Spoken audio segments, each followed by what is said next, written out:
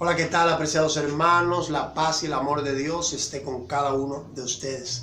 El ministerio Isaías 8:20 tiene una nueva presentación de la palabra de Dios. Este tema que vamos a presentar ahora se llama La guerra de Satanás en contra de la ley de Dios continúa y está a cargo de nuestro hermano Marcos Vardés. No sin antes presentar una oración a nuestro Dios para que pueda bendecir el estudio de su palabra. Oramos. Querido Padre Celestial, muchas gracias por tu palabra, gracias por tu misericordia, gracias por tu amor. En este momento queremos que tu Santo Espíritu nos ilumine y podamos entender tu palabra y podamos ponerla por obra, Señor. Bendice al expositor de tu santa palabra, porque queremos escuchar tu voz. Te lo pedimos en el nombre de Jesús. Amén. Nuestro hermano Marcos con nosotros. Amén. Que la paz de Dios continúe reinando en los corazones de todas aquellas personas que nos pueden mirar a través de la pantalla. Estamos aquí una vez más para presentar la palabra de Dios, como bien decía nuestro hermano Álvaro, bajo el tema La guerra de Satanás contra la ley de Dios continúa. En el primer video de esta serie, nosotros demostramos que antes de que Satanás fuera expulsado del cielo, violó los 10 mandamientos. También explicamos que Satanás en el cielo inició en los pasillos celestiales un chisme diciendo que la ley de Dios era arbitraria porque la ley de Dios lo condenaba. Entonces, cuando Satanás baja y desciende a la tierra, Satanás induce a la primera pareja en el huerto del Edén a desobedecer a Dios y empieza a enseñar que es imposible que el ser humano obedezca a Dios, que es imposible poder cumplir con esta tarea. Entonces, nuestro Señor Jesucristo, cuando baja del cielo, que encarna la divinidad en la humanidad y viene 100% hombre, demuestra que Satanás mentía al guardar una plena obediencia a la ley de Dios. En una ocasión él dijo: el que me envió conmigo está, no me ha dejado solo el Padre, porque lo que a él le agrada, eso yo hago siempre. Entonces, cuando Cristo demuestra no solamente a los seres humanos, sino a los seres celestiales, que el acerto de Satanás acerca de que la ley de Dios no podía ser guardada era una vil mentira, muriendo en la cruz del Calvario y venciéndolo, entonces Satanás prepara otro engaño. Y este engaño es el que dice que el sacrificio de Cristo en la cruz del Calvario cambió la ley o abrogó la ley, y que ya no es necesario que los cristianos guarden los 10 mandamientos, porque ya el sacrificio de Cristo expió todo eso y eso quedó en el pasado. Sin embargo, si te va a la Biblia, al libro de Mateo capítulo 5 del versículo 17 al 19, Jesús mismo dijo: no penséis que he venido para cambiar la ley o los profetas. No he venido para cambiarlo, sino para cumplirlo. Y ni una jota ni una tilde pasará de la ley. Sin embargo, Satanás ha engañado al mundo cristiano, porque según el libro de Apocalipsis, él engaña no a una parte del mundo, sino a todo el mundo. ¿Y cómo él lo hace? Como siempre lo ha hecho, tergiversando las sagradas escrituras. Ciertas personas dicen que Satanás no cambia su método, y yo lo creo así, y él no lo cambia por la principal razón de que sus métodos son efectivos.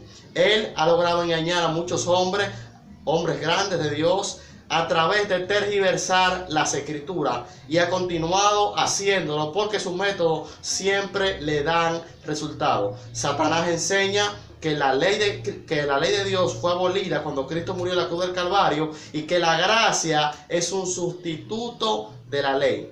¿Y qué versículo bíblico utiliza él para justificar que ya la ley de Dios no hay que guardarla, porque la gracia la sustituyó? Si usted va conmigo al libro de Romanos capítulo 6, el versículo 14 dice: porque el pecado no se enseñoreará de vosotros, pues no estáis bajo ley, sino bajo la gracia. Este versículo es un versículo muy utilizado en el mundo cristiano para decir que ya ellos no están obligados a guardar los 10 mandamientos, porque ellos están bajo la gracia de Jesucristo. Sin embargo, este versículo está tergiversado, está interpretado de una manera errónea, y no es así lo que el apóstol Pablo está diciendo. ¿Cómo usted sabe eso, hermano Marcos? Sencillamente porque el versículo 15 dice: ¿qué pues? ¿Pecaremos porque no estamos bajo la ley, sino bajo la gracia? Dice Pablo: de ninguna manera. Así que el apóstol Pablo no puede estar refiriéndose a la ley moral de Dios en el versículo 14, porque en el 15 dice que no podemos pecar. Así que el apóstol Pablo no está hablando de la ley de los 10 mandamientos, sino de la ley del pecado. El salmista David dice en el Salmo 51, en pecado me concibió mi madre. Cuando los seres humanos nacemos con un problema, y es el problema del egoísmo. Dicho sea de paso, los seres humanos pecamos porque somos egoístas y tenemos este problema en nuestros miembros. Esto es una ley que nos induce al pecado. Sin embargo, dice el apóstol Pablo que cuando estamos en Cristo somos nueva criatura. Amén. Y las cosas viejas pasaron, he aquí, todas son hechas nuevas. De manera que cuando ya estamos en Cristo, esta ley ya no tiene efecto sobre nosotros, porque Dios implanta en nosotros una simiente pura que es Cristo. Amén. Si usted va conmigo al libro de Romanos, el capítulo 6, el versículo 3, mire cómo dice: ¿o no sabéis que todos los que hemos sido bautizados en Cristo Jesús, hemos sido bautizados en su muerte?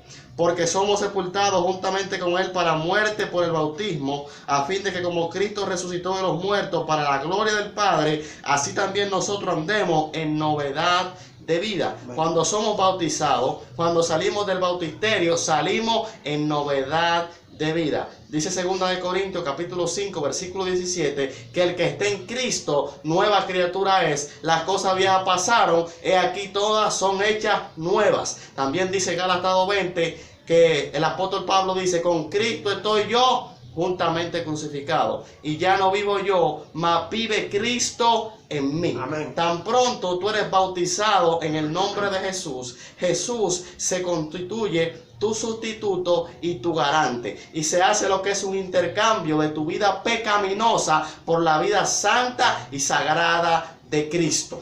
Sin embargo, muchas personas dicen que nosotros no necesitamos guardar los mandamientos, que solamente lo que necesitamos es tener fe.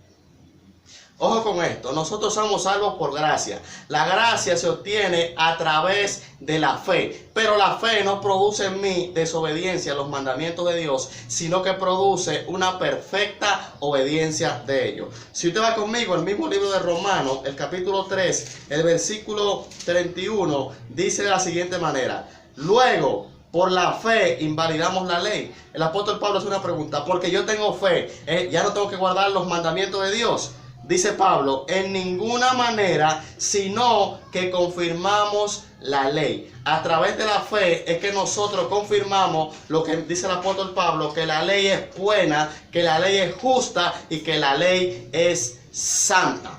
Muchas otras personas dicen que lo único que se necesita es tener amor. Solamente te dicen: no, tú solamente tienes que amar, no es necesario que tú guardes los mandamientos, solamente ten el amor de Dios y serás salvo. Sin embargo, el libro de Juan capítulo 14 versículo 15, Jesús dijo: si me amáis, guardad los mandamientos. Romanos capítulo 10 versículo 13 dice: porque el amor al prójimo, porque el amor no hace mal al prójimo. Así que el amor es el cumplimiento de la ley. Dice 1 de Juan capítulo 5 versículo 3: este es el amor de Dios, que guardemos sus mandamientos. Amén. Y sus mandamientos no son gravosos.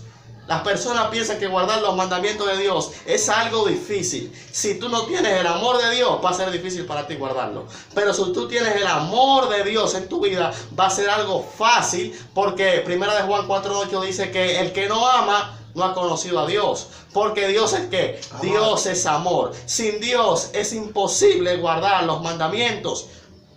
Por eso Cristo viene y demuestra que la única manera de guardar los mandamientos es combinando la humanidad con la divinidad. Cuando estos dos se juntan, entonces tú puedes decir, como dice Filipenses 4:13, todo lo puedo en Cristo que me fortalece. Amén. Pero es en Cristo. Por eso Jesús dijo: separado de mí, nada podéis hacer. Dice la Biblia en Filipenses 2:13 que Dios es quien produce en nosotros tanto el querer como el hacer por su buena voluntad. Amén. Tú quieres guardar los mandamientos de Dios, tienes que estar en Dios para que Dios produzca en ti la buena voluntad de guardar su sagrada palabra. Hemos analizado algunas enseñanzas falsas que utiliza Satanás para engañar a las personas. Ahora, Ustedes dirán, ¿por qué en este canal se hace tanto énfasis a la ley? Quiero decirte que la ley de Dios nos protege. Si tú vas conmigo al libro de Mateo, el capítulo 11, ahí en tu casa abre la Biblia, el libro de San Mateo, capítulo 11, el versículo 29, dice Jesús la siguiente cosa: llevad mi yugo sobre vosotros y aprended de mí, que soy manso y humilde de corazón, y hallaréis descanso para vuestras almas, porque mi yugo es fácil y ligera mi carga. Dice el Espíritu de profecía que el yugo que nos une al servicio de Dios es su santa ley. Es imposible que podamos servir a Dios y desobedecer sus mandamientos. ¿Sabe por qué Satanás está interesado en que tú y yo desobedezcamos los mandamientos de Dios? Porque él sabe que si nosotros nos mantenemos obedientes a los mandamientos de Dios nos van a cuidar, nos van a proteger. ¿Cómo así, hermano Marcos? Si te vas conmigo al libro de Job, capítulo 1, dice de la siguiente manera. Libro de Job, capítulo 1, del versículo 8 en adelante. Mire cómo dice: y Jehová dijo a Satanás: ¿no ha considerado a mi siervo Job, que no hay otro como él en la tierra, varón perfecto y recto y temeroso de Dios y apartado del mal? Respondió Satanás a Jehová y dijo: ¿acaso teme Job a Dios de balde? ¿No le ha acercado alrededor de él y a su casa y a todo lo que tiene? Al trabajo de sus manos ha dado bendición, por tanto sus bienes han aumentado sobre la tierra. Dios le pregunta a Satanás: ¿tú no has visto, no te has topado con un hombre que se llama Job? Satanás le dice: sí, yo he visto ese hombre, pero tú lo tienes cercado. En pocas palabras, primera de Pedro 4:8 dice que el diablo anda como león rugiente buscando a quien devorar. Satanás muchas veces intentó atacar a Job, intentó destruir a Job, pero la perfecta obediencia de Job lo cercó para que el enemigo no pudiera atacarlo. Salmo 91, versículo 4 dice: escudo y adarga es tu verdad. Amén. Salmo 119, versículo 142 dice que la ley de Dios es la verdad. La ley de Dios es un escudo que nos protege a nosotros de las artimañas y de los engaños de Satanás. Y ya vamos a entrar en aguas más profundas para que usted entienda acerca del tema que le estoy diciendo. Jesús explicó una parábola donde queda evidenciado todo esto que le estoy diciendo. Si usted va conmigo al libro de San Mateo, capítulo 21, del versículo 33 en adelante, vamos a considerar unos cuantos versículos. La parábola se llama Los labradores malvados. Presta atención. Oíd otra parábola, dijo Jesús. Hubo un hombre, padre de familia, el cual plantó una viña, la cercó de vallado, cavó en ella un lagar, edificó una torre y la arrendó a unos labradores y se fue lejos. En esta parábola, el padre de familia representa a Dios. La viña representa a la nación judía. El lagar que cavan y construyen la torre era un símbolo del templo de Dios. Y el cerco representa la divina ley que Dios le entregó al pueblo de Israel. Quiero decirte que Satanás odiaba al pueblo de Israel porque era el pueblo que tenía el conocimiento del Dios verdadero. Amén. Era el pueblo que dice el libro de Éxodo capítulo 19 versículo 5. Dios le dice: si dieres oído a mi palabra, vosotros seréis mi especial tesoro sobre toda la tierra. El pueblo de Israel era el pueblo escogido por Dios para guardar su ley, y no solamente para guardar su ley, sino para mostrársela a todos los demás pueblos. Satanás sabía esto y por esta razón odió al pueblo de Israel y utilizó su estrategia para hacer que este pueblo desobedeciera los mandamientos de Dios. Porque él sabía que si el pueblo de Israel se mantenía fiel a Dios, ni él ni nadie lo podía tocar. Por eso dice Éxodo 14:14, yo pelearé por vosotros y vosotros estaréis tranquilos. Y dice Éxodo 15:3, que Jehová es varón de guerra y Jehová es su nombre. Si Dios le dice a una persona o le dice a un pueblo que él va a pelear por ellos, la victoria está garantizada. Porque Dios nunca ha perdido una batalla, porque él es varón de guerra. Y Satanás sabía muy bien esto. Por eso cuando Dios liberta al pueblo de Israel de la esclavitud judía, de la esclavitud egipcia, Él no deja que el pueblo de Israel salga sola, sino que nos dice el espíritu de profecía que junto al pueblo salió una multitud mixta de egipcios. ¿Y para qué Él sacó esto? Para que esta multitud induciera al pueblo de Dios a desobedecer los mandamientos de Dios. Quiero decirte que aún dentro de las iglesias, Satanás tiene personas que están ahí para hacer tropezar a los hijos de Dios. Por eso dice la Biblia que cuando se siembra el trigo, vino un ladrón mientras todos dormían. ¿Y qué hizo? Sembró la semilla de la cizaña. Este enemigo es Satanás, que en la iglesia tiene personas encargadas solamente de criticar a sus hermanos, de levantarse en su contra y de serle de piedra de tropiezo para que esas personas tropiecen y abandonen el evangelio.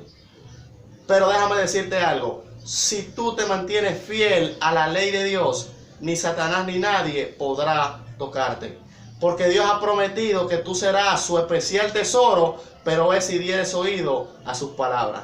Sigue diciendo la parábola: cuando se acercó el tiempo de los frutos, envió a sus siervos, a los labradores, que recibiesen su fruto. Mas los labradores, tomando a los siervos, a uno golpearon, a otro mataron, a otro apedrearon. Envió de nuevo a otro siervo más que los primeros, e hicieron con ellos de la misma manera. Dios, como quería que el pueblo de Israel diera fruto, dice la Biblia que Dios envió profetas a aquel pueblo. Y los profetas que Dios enviaba al pueblo, ¿sabe qué era que le decían? Levanten el vallado que lo han tirado por el piso. ¿Cómo así, hermano Marco? Vamos rápido al libro de Segunda de Reyes. Segunda de Reyes, capítulo 17, el versículo 13, dice de la siguiente manera. Usted va a escuchar para qué era que Dios enviaba profeta al pueblo de Israel.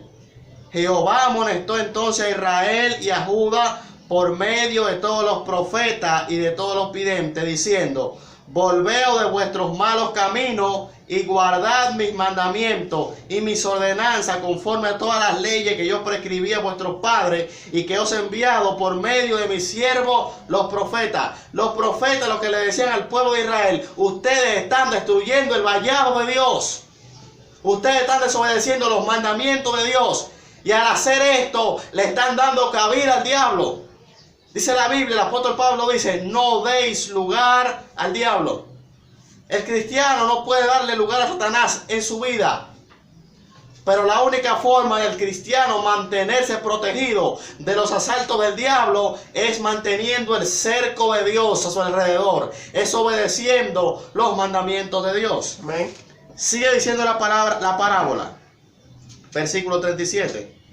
Finalmente les envió su hijo, diciendo: tendrán respeto de mi hijo. El último esfuerzo de Dios para que Israel levantara el vallado del piso, para que el pueblo de Israel pudiera cumplir con la misión que se le asignó, que el pueblo de Israel pudiera arrepentirse, fue cuando Dios envió a su hijo llamado Jesucristo.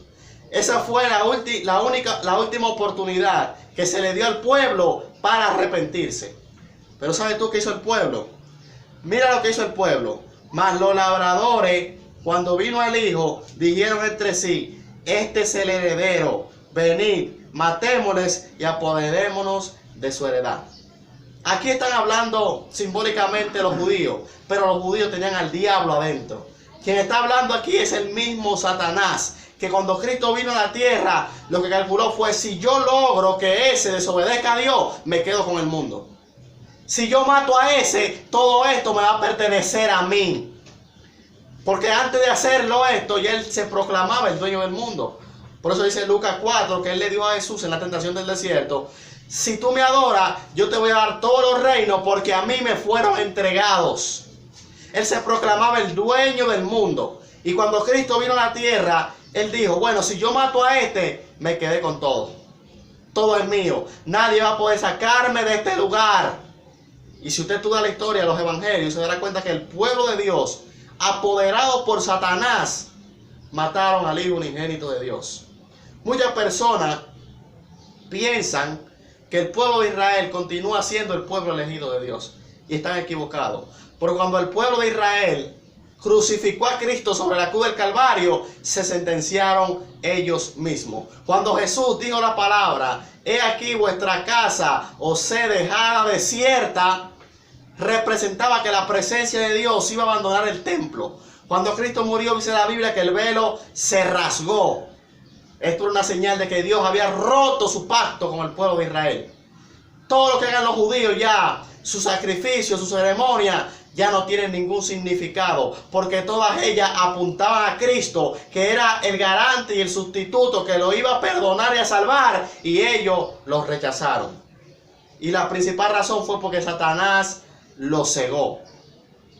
El espíritu de profecía dice en el deseado de toda la gente que cuando fue dada la palabra escrita, Satanás estudió las profecías referente a la venida de Jesucristo.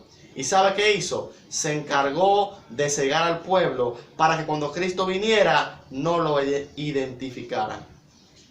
Y lo consiguió porque el pueblo estaba tan cegado que no se dieron cuenta que quien estaban matando era al unigénito Hijo de Dios. Y de esa misma manera Satanás sigue cegando al pueblo de Dios hoy en día, para que el pueblo de Dios no se prepare, para que estén entretenidos en asuntos triviales, para que estén entretenidos en la televisión, en la radio, en el internet, en las redes sociales, y estén distraídos y no se den cuenta de que Dios está juzgando a su pueblo.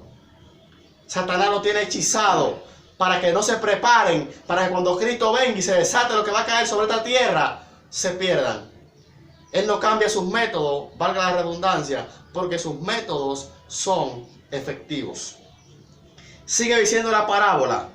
Tomándole, versículo 39, le echaron afuera de la viña y le mataron. Y Jesús pregunta, cuando venga pues el Señor de la viña, ¿qué hará a aquellos labradores? Le dijeron, a los malvados destruirá sin misericordia, arrendará su viña a otros labradores que le paguen el fruto a su tiempo. Y ahora Jesús dice algo sumamente importante y que tú y yo debemos comprender. Jesús le dijo, ¿nunca leíste en las Escrituras? La piedra que desecharon los edificadores ha venido a ser cabeza del ángulo. El Señor ha hecho esto y es cosa maravillosa a nuestros ojos. Por tanto os digo que el reino de Dios será quitado de vosotros y será dado a gente que produzca los frutos de él. El que cayere sobre esta piedra será quebrantado, y sobre quien ella cayere lo desmenuzará. Jesús habla de que la piedra que rechazaron los edificadores ha venido a ser cabeza del ángulo o de la esquina. Jesús aquí está relatando una historia verídica. En la construcción del templo de Salomón, cuando estaban construyendo, las piedras que traían venían de la cantera. ¿Qué es la cantera? La cantera es el lugar donde preparaban los asuntos que se utilizaban en la construcción. Ellos solamente tenían que colocar en su lugar las piedras enormes que le mandaban para el fundamento del templo. En una ocasión de la cantera enviaron una piedra de un tamaño peculiar y un poco extraño. Cuando los edificadores vieron esta piedra, trataron de buscar dónde encajaba, pero no encajó. ¿Y sabe qué hicieron con esta piedra? La desecharon y la pusieron junto al camino. Prosiguieron su construcción hasta que llegaron a la esquina, al fundamento de la esquina del templo. A ellos tenían que analizar bien y poner una piedra que pudiera soportar el peso y que pudiera soportar los cambios climáticos. Ellos probaron por mucho tiempo. Las piedras, muchas no soportaron el peso, otras no aguantaron los cambios climáticos. Y los edificadores estaban turbados porque sabían que si ponían una piedra equivocada en el ángulo, todo el edificio podía destruirse.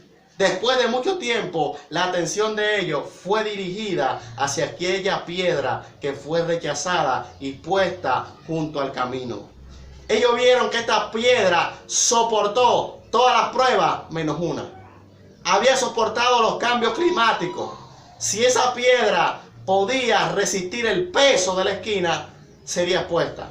Ellos probaron y para su sorpresa la piedra encajó perfectamente. Y esta piedra representa a Cristo. Isaías dice: he aquí yo pongo en Sión una piedra probada, un cimiento estable, mis hermanos. Amén. Cristo es una piedra probada. Cristo es tan fuerte que Isaías 53 dice que cargó el pecado del mundo entero. Es una piedra tan ancha que puede resistir, y que tú que me miras, si no lo tienes, puedes caber dentro de él. Él puede cargar tu pecado también. Mateo 11:28, Jesús dijo: venid a mí los que están trabajados y cargados, que yo lo haré descansar. Él puede cargar con todas tus cargas si tú la depositas sobre él. Esta piedra que desecharon los edificadores vino a ser la principal piedra para sostener la fe cristiana. Todo el cristiano que se fundamenta sobre Cristo no será destruido. Mateo 7:24 dice Jesús: el que oyere mi palabra y la obedeciere, lo compararé con un hombre prudente, que edificó su casa sobre la roca. Vinieron vientos, tempestades y lluvia, pero la casa no fue destruida. ¿Sabe por qué? Porque estaba cimentada sobre Cristo. Si tú te fundamentas sobre Jesús, los vientos de las tentaciones, los vientos de los problemas económicos, los vientos de la salud, cualquier prueba que el diablo arroje en tu contra, no serás destruido, porque Cristo es un fundamento estable y es una piedra probada. Gloria a Dios. Amén. Sigue diciendo, ya para terminar: el que cayere sobre esta piedra será quebrantado, y sobre quien ella cayere le desmenuzará. Esto representa: quien cae sobre Cristo es humillado a reconocer su situación pecaminosa y que necesita un Salvador. Pero sobre quien cayere esa piedra, quien no aceptare a Cristo en su vida, será despedazado. Ahora quiero decirte algo muy importante, porque el tema es la guerra de Satanás contra la ley de Dios. ¿Qué cosa? Continúa. Satanás no necesita atacar toda la ley de Dios. Si él induce a las personas a desobedecer un solo mandamiento, ya logró su cometido. Porque 1 Juan 3:8 dice que el que practica el pecado, ¿de quién? Del diablo. ¿Y qué es pecar? 1 Juan 3:4, que pecar es transgresión de la ley. Pecar es desobedecer uno de los mandamientos de Dios. Si tú vas conmigo al libro de Santiago, Santiago 2:10, dice: porque cualquiera que guardare toda la ley, pero ofendiere en un punto, se hace culpable de todos. Porque el que dijo: no cometerás adulterio, también ha dicho: no matarás. Ahora bien, si no cometes adulterio, pero matas, ya te has hecho transgresor de la ley. El que dijo: no matarás, apreciado hermano y amigo que me escucha, también fue el que dijo: acuérdate del sábado para santificarlo. Quizá tú no matas, pero estás transgrediendo el sábado. Ya te has hecho culpable de toda la ley y ya no eres enemigo de Satanás, sino que eres su aliado. Porque vimos en el video anterior que los enemigos de Satanás son los que guardan los mandamientos de Dios y tienen la fe de Jesús. Ahora, hermano Marco, ¿por qué usted nos dice todo esto referente al pueblo de Israel? Ve conmigo al libro de Romanos. Romanos capítulo 15, el versículo 4, mira cómo dice: porque las cosas que se escribieron antes para nuestra enseñanza se escribieron, a fin de que por la paciencia y la consolación de las Escrituras tengamos esperanza. Esa historia de la multitud mixta que salió de Egipto, todas las historias bíblicas que se han escrito, se escribieron para nuestra enseñanza. ¿Y cuál es la enseñanza que tenemos que sacar acerca del pueblo de Israel? En el tiempo de Israel existían muchos pueblos, pero Satanás solamente odiaba un solo. Hoy en día existen muchas iglesias, pero Satanás solamente odia a una sola iglesia, que es la que tiene el conocimiento de la verdad de Dios. Y de la misma manera que Satanás trató de entrampar y venció al pueblo de Israel, fue llevándolo a desobedecer los mandamientos de Dios. De esa misma manera está haciendo que la iglesia que tiene el conocimiento de Dios hoy en día peque contra Dios. Y si la iglesia que tiene el conocimiento de Dios peca contra Dios, está tirando el vallado por el piso y tarde o temprano va a caer y va a ser derribado. Pero ¿sabe qué es lo más sorprendente de todo? Que antes de que todo esto ocurriera, Dios dio una advertencia. Amos 3:7 dice que el Señor no hará nada sin que se lo revele a sus siervos los profetas. Quiere que te demuestre con la Biblia que todo lo que está pasando en el mundo cristiano ya ha sido profetizado, que el desorden religioso que hay hoy en día y que las personas piensen que ya no hay que guardar los mandamientos de Dios está en la profecía. Quiere que te demuestre que el diablo es el principal interesado en que tú desobedezcas la ley de Dios con la profecía. Ve conmigo al libro de Daniel, capítulo 7, Daniel 7:25. Voy a demostrar con la profecía que todo esto estaba profetizado. Daniel capítulo 7, versículo 25, dice de la siguiente manera. Está hablando acerca de un cuerno pequeño que representa una iglesia, que representa un pueblo que se iba a levantar en el tiempo del fin y que se ha levantado en tiempo antaño. Dice, y hablará palabra contra el Altísimo, y a los santos del Altísimo quebrantará, y pensará en cambiar los tiempos y la ley, y serán entregados en su mano hasta tiempo y medio tiempo. La primera característica, yo no te voy a dar el nombre del poder religioso. Tú con las características sacas tus propias conclusiones. Primera característica de este poder, hablará palabra contra el Altísimo. ¿Qué significa esto? Que se atribuirán características que son únicas de Dios. Se van a atribuir nombres que son prerrogativos del Altísimo. Un ejemplo de esto, hay quienes les gusta que le llamen reverendo. Pero la Biblia dice en los Salmos, santo y terrible es tu nombre. Santo y terrible en inglés es reverendo. Solamente a Dios pertenece la prerrogativa de ser llamado reverendo. Porque Dios es el único santo y terrible en esta tierra. El único que merece nuestro respeto y nuestra admiración. Dios es el único infalible. Dios no se equivoca. El hombre se puede equivocar. Por eso no puede llegar a ser reverendo. Reverendo solamente es Jesucristo. Amén. Otra característica. Y a los santos del Altísimo quebrantará. Y si tú ahí mismo al versículo 21 dice, y veía yo, dice Daniel, que este cuerno hacía guerra contra los santos y lo vencía. Si tú estudias la historia de la Edad Media, te darás cuenta que había un poder que perseguía a los cristianos, que se levantaban y protestaban en su contra. Los perseguían y los vencían. ¿Sabe por qué Dios permitía que mataran a los cristianos? No era porque Dios no los cuidara, sino porque Dios ponía un ejemplo con ellos. Y cada vez que ellos morían, más el pueblo y su obra crecía. Por eso dice la profecía, bienaventurados los que mueren de cuando en adelante. De ahora en adelante. ¿Por qué? Porque sus obras seguirán con ellos. Las obras de los antiguos seguían después de ellos. Esas personas morían quemados en la hoguera, morían ahorcados, eran un espectáculo para el mundo, pero sus obras producían que miles sigan a Cristo. Por eso Dios permitía que este poder lo quebrantara. ¿Y qué más hacía este poder? Y pensará en cambiar los tiempos. ¿Qué significa esto de cambiar los tiempos? Significa cambiar el orden profético o de los sucesos proféticos. La mayoría de los cristianos piensan que el juicio de Dios es al final. Están engañados. Piensan que Dios va a juzgar al mundo cuando Cristo venga en las nubes. Ya cuando Cristo venga en las nubes, el mundo habrá sido juzgado. Apocalipsis capítulo 14, versículo 7 dice, temed a Dios y darle gloria, porque la hora de su juicio ha llegado. Hace muchos años que el juicio de Dios empezó y Dios está revisando los casos de los muertos y posteriormente va a revisar los casos de los vivos y van a quedar decididos para vida o para muerte. Pero hay un poder que está enseñando que está cambiando los tiempos. La mayoría de los cristianos piensan que no van a pasar por la gran tribulación, de que va a haber un rapto que se lo va a llevar. El rapto, que será un tema, se hablará próximamente en este canal, tiene al mundo cristiano confundido y engañado, porque ellos piensan que no van a sufrir, que no van a padecer persecución, porque Dios se lo va a llevar antes de la gran tribulación. Sin embargo, Apocalipsis dice que los 144,000 salen de la gran tribulación.